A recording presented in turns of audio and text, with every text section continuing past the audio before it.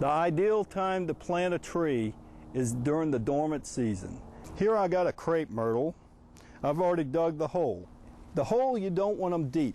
You want them shallow and wide.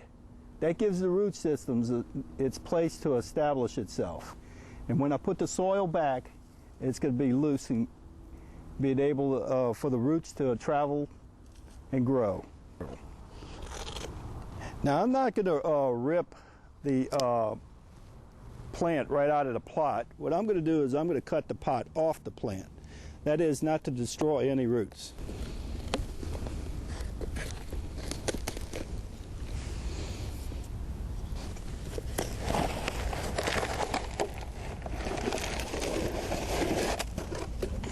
Now what I'm going to do is I'm going to take the plant and break up some of the roots on the side.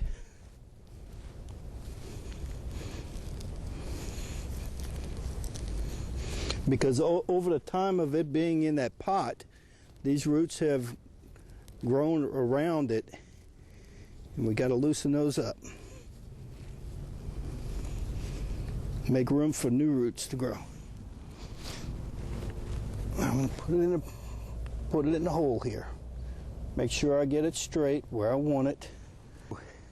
I try not to amend soils. I use the same soil that came out of the hole to put back into the hole. No fertilizer. It's just too much for this new tree. So I'm going to use the same soil.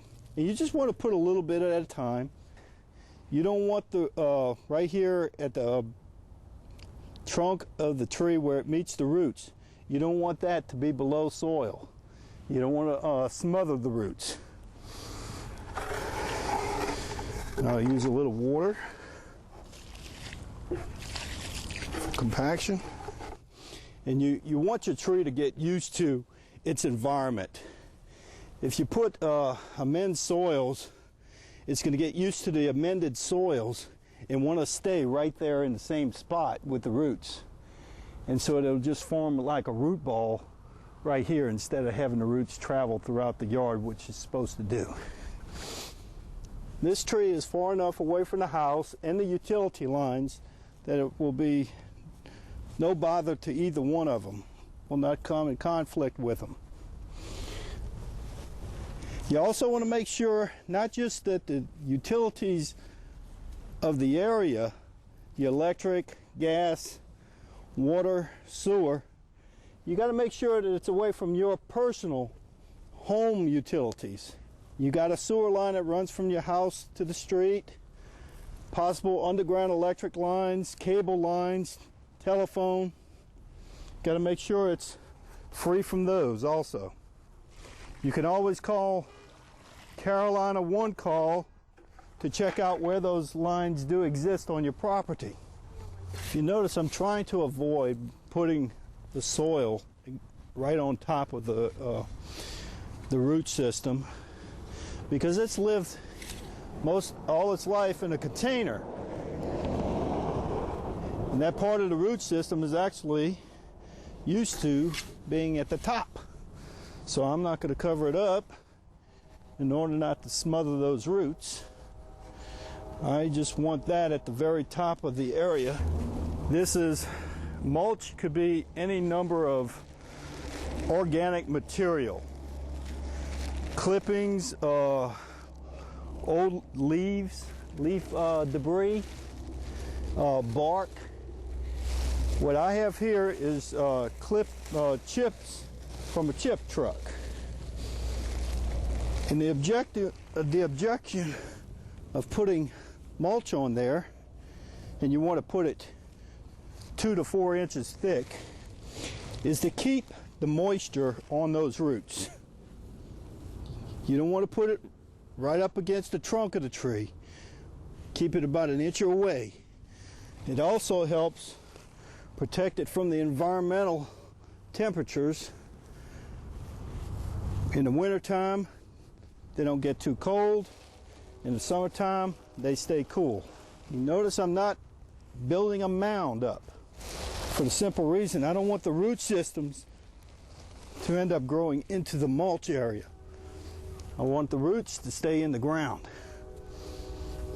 Another reason for having mulch around a tree, it usually doesn't allow the grass to grow up through it, because the grass will compete with the tree's root system.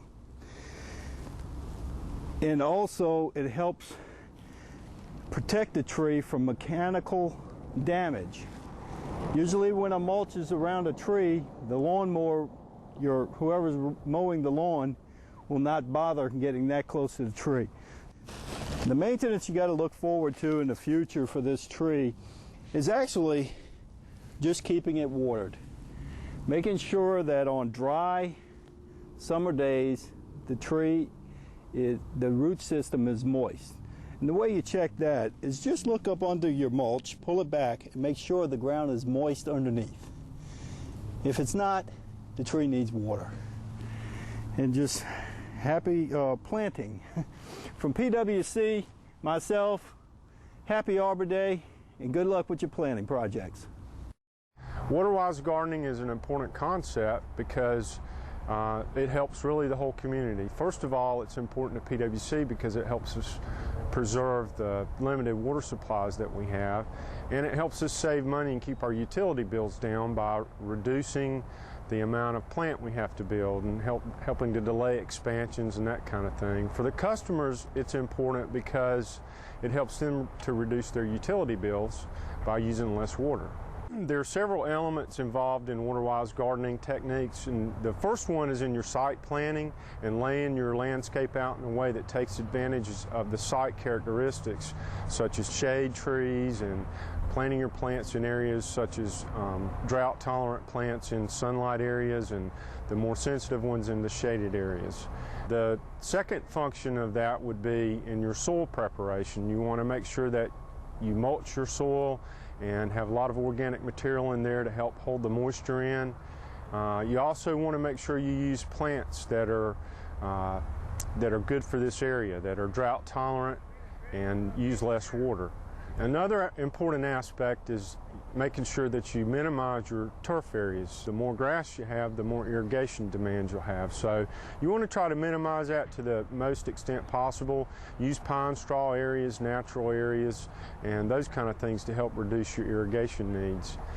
Some other things you can do is efficient irrigation techniques. You want to make sure that if you do have irrigation, that it's only watering the areas that need to be watered and you're not spraying the road or the driveway. You can use drip irrigation in a lot of your borders and in your bedding areas. You know, you can overwater your yard as well as underwater it. So what you need to do is get recommendations from your landscape contractors or from some of the nurseries around on how often your grass and shrubbery should be watered. One thing you can do is use the timers on your irrigation systems and go ahead and set those up so it's on that automatic schedule and you don't have to worry about remembering that. And also, just sort of a reminder, PWC has a water conservation program, and part of that program requires people to water on certain days of the week, and even numbered addresses water on Monday, Wednesday, and Saturday, and odd-numbered addresses water on Tuesday, Thursday, and Sunday.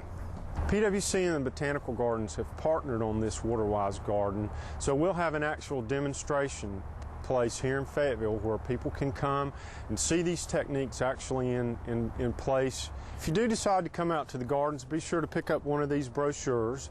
Inside it lists a lot of water-wise gardening techniques. There's a map of the gardens in here, and on the back there's a list of drought-tolerant plants that you can use in your garden.